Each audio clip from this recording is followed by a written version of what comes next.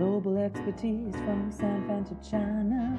We are Corp consultants, not your average miner. DSC and Darbanel confined to the house. And so now we bring you Corp from the couch. I'm Lara Smith. I'm here on my sofa in Tel Aviv under lockdown. I'm here with Andy Bowering from Prime Mining. Andy, hello. Good day. How are you? I'm all right, thanks. Where are you? I'm in Burnaby, British Columbia, in my home office and casual. Also under lockdown. Yeah, that's it. That's pretty much the whole world right now. Yeah. But not under lockdown, because Mexico is doing pretty well from a COVID-19 perspective. You've got the Los Reyes project in Mexico, which is a gold and silver project, and you've just put out a resource statement. Can you tell us about that? Yeah, our crews are continuing to work down there. They're in the field. They're working today. They're taking samples and they're getting shipped off to the lab. But for the last several months, we were working on updating a new resource for Los Reyes. We knew it was bigger than advertised, and last week we delivered our first updated resource on the project. It's the first update that's come in, I guess, 7 years on the project. And we announced I'll call it an in-pit resource of close to 1.1 million ounces gold and silver AU equivalent.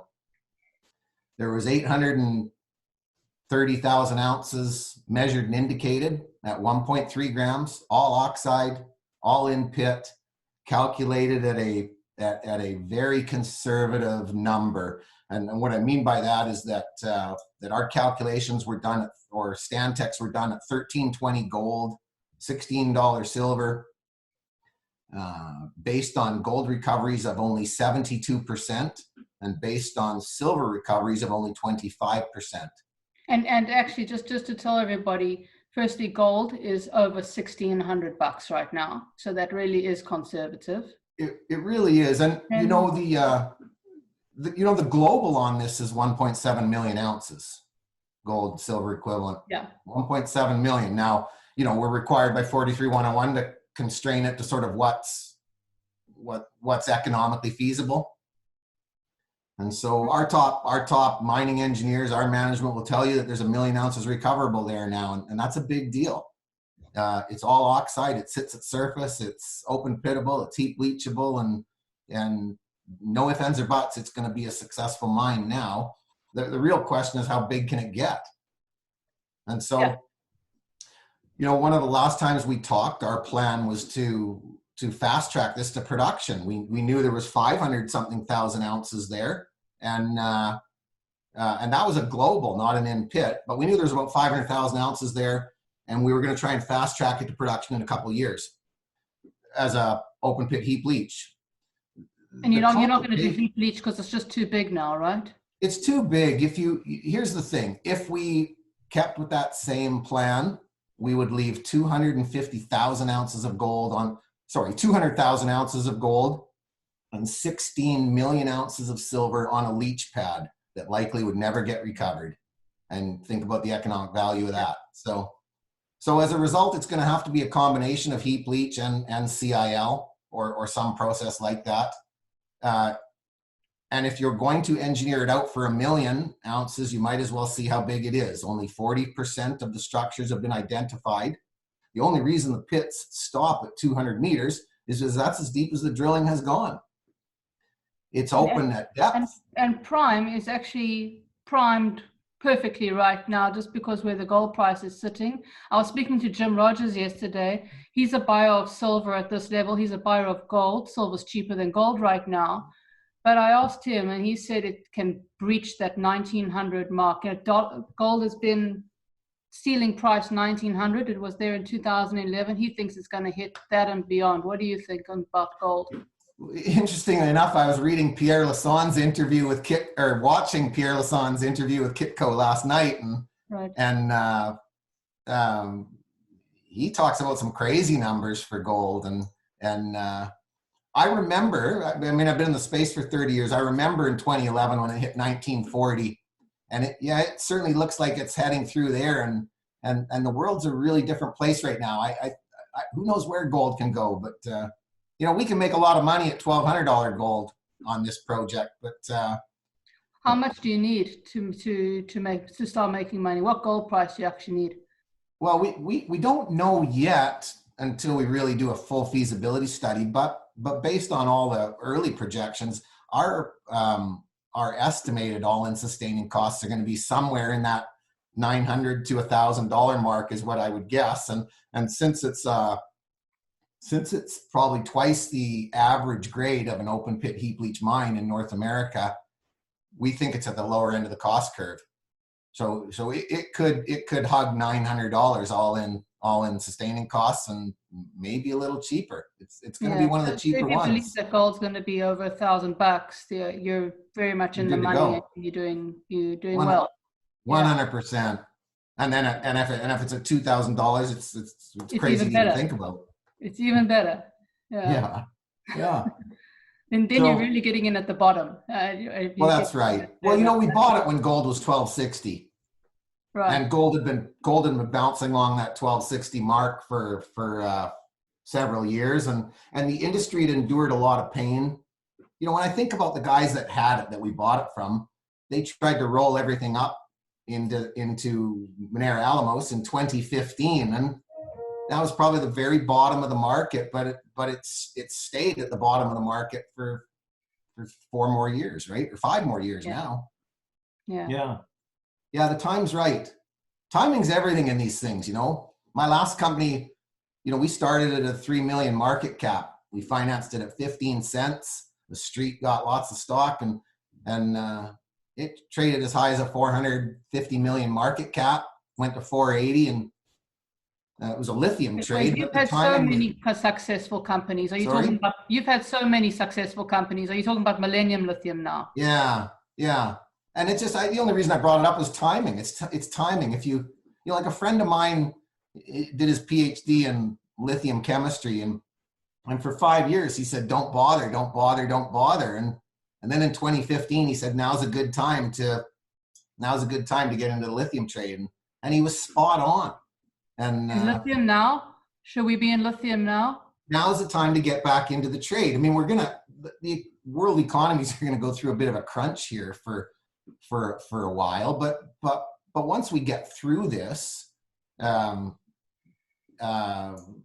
economies will start to pick up again, and the world is definitely heading towards electrification far more than ever before, and maybe after this global reset, you're going to see a greater focus on renewables, and if that's the case, the future for lithium is fantastic. And most of the lithium stocks are near a bottom. So yeah, I think it'd be a good time for them to get in, right? So, but you just don't know. You know, you could be in 2015, like the gold trade. You know, you're at the bottom, but you just don't know when it's going to come out of it. That's all. Right, but you'd be buying into lithium at this point. You'd be buying gold. But even with gold high, you'd be continuing to buy gold. You'd be continuing to go into lithium, and you. Sure, I think those are 2 good trades. Yeah. Okay.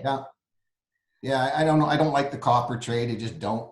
I know that everybody wants to talk about it, but there's a lot of copper out there, and there's some big mines that can get turned on in a heartbeat, and likely will. And when we come out of this, I don't know, COVID coma that we're all going to be in for the next 6 months, when we come out of that, people are going to be looking for revenues wherever they can get them. And so mines are going to crank it up. And like Pierre said last night, he said mills are going to work overtime to catch up. And anyway. Yeah. Gold's the place to be. Some of that in China, where China's turned back on, but their raw material supply, which is outside of China, is not. So you've got this luring deficit. It's coming. Sure. You know, already crunch. They're running down inventories. So definitely the tide could turn very quickly, as it does for mining. Mining's a lead factor when you come out of recessions. Yes. It's one of those industries that just turn quickly. Up and down. Sure. So any final words on Prime? What's next in store? And then we can leave it there.